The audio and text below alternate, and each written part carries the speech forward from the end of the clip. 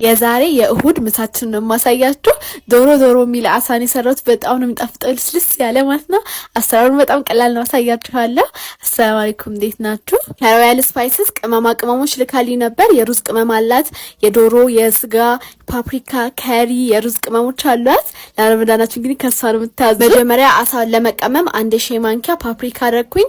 ጨው፣ የአሳ ቅመም ነበረኝ። 1 ሻይ ማንኪያ ደግሞ ነጭ ሽንኩርት፣ ቆንጆ በርበሬና ከሙን አንድ ላይ ተፈጨ ነበረኝ። እሱን በደንብ ውሃ ያለው ሎሚ ነው የምታደርጉት። 1 ሙሉ አደረኩኝና 1 ክዳን ደግሞ አቺቶ አደረኩበት። 2 ሹርባ ማንኪያ ዘይት፣ መስታርድ ደግሞ ትንሽዬ ያርጉበት፣ ከሌላችሁም ችግር የለውም። እሱ በደንብ ካዳረሳችሁት በኋላ አሳችሁን ደግሞ እኛ የምናጥበው እኛ ቤት በእንጀራ ውሃ ነው። በሱ ትንሽ ከዘፈዘፍነው በኋላ እናለቀልቀውና ሎሚ አቺቶ አድርገን ደግሞ እንዘፈዝፈዋለን ማለት ነው። እናንተም እንደዛ አድርጉት። ከዛ ማጥለያ ያርጉበት። ውሃው በደንብ እንዲወጣላችሁ ጭምቅ አድርጉት። ከዛ ቅመማቅመም በደንብ ውስጡ አስገቡለት። መጀመሪያ ከፋፍሉት ውስጡ በደንብ ቅመማቅመም እንዲገባው። ከዛ በደንብ ቀቡትና ቅመሙን እንዲመጣው ለትንሽ ደቂቃ ታስቀምጡታላችሁ። ከዛ ሩዝ ወደ መስራት ገባሁኝ።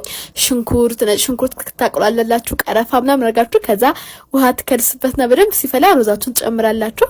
ከዛ ደግሞ ሽትኒ ወደ መፍጨት ነው የገባሁት። ከፈጫችሁት በኋላ ሎሚ በደንብ ውሃ ያለው ጨመቁበት። ከዛ ፍሪጅ አስገቡት። ቀዝቀዝ ሲል ደስ ስለሚል ሲበላ። አሳውን ለመጥበስ ደግሞ የተፈረካከሰ ዳቦ አለ አይደለ? እሱን ፍጩትና ፎርኖ ዱቄት የተጠቀምኩት እና 2 እንቁላል መትቼ ማለት ነው። ዱቄቱ ላይ እንቁላሉ ላይ የተፈረካከሰው ዳቦ ላይ ያረጋችሁ ጠብሳላችሁ። ዘይታችሁ በጣም ከፈላ ዘይት ይመጥባችኋል። አሳ ባህሪ ቶሎ ነው የሚበስለው። ለዛ ቶሎ አታገለባብጡት። በአንድ በኩል በደንብ ከበሰለ በኋላ ገልጡትና ከዛ አውጡት ማለት ነው። ፍርክስክስ ብሎ ነው እዛው የሚያልቅባችሁ። ከዛ ወደ መቀራረብ ሄድኩኝ። አንዱ ሳህን የተጠበሰ ሽንኩርትና ችፕስ አደረኩበት። አንዱ ደግሞ አሳ ነው። ይሄ ቃ ስንታችሁ ቤት አለኝ? ያ ቤት ኩርኩር ነው የምንለው። ከበላን በኋላ ወዲያው ነው የሚጠረገው። ገላግሎች ደግሞ ይሄው በዚህ መንገድ አዘምራ አምጥተውታል። ማማ ወዳው ልትሞት ነው። ጎመስ ማለት አይጠበቅባችሁም። እንደ መክኑስ በሉት። በቃ ቆማችሁ ነው የምትጠርጉት። ለፈርም ምንጣፍም ለኖርማል ምንጣፍም ነው የሚሆነው። በጣም ነው ቆሻሻ የሚያነሳው። ለረመዳናችሁ ሸምቱ ብላችኋለች ማማ።